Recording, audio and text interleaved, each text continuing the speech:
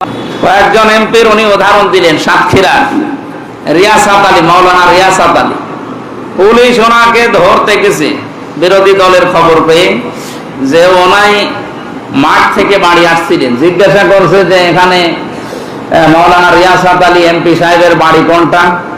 বলছে আসে।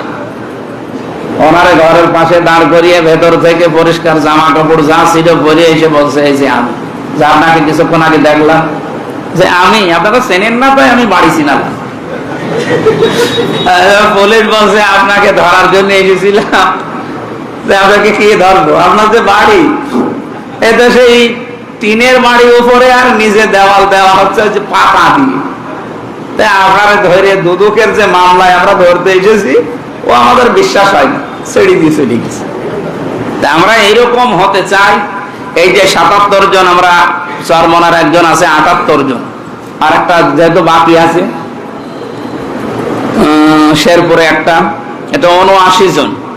এই ৭৯ জন মিলে আমরা আশা করছি আগামীতে বাংলাদেশে এই যে বাকি এখনো 200 কতজন আছে ওনারা,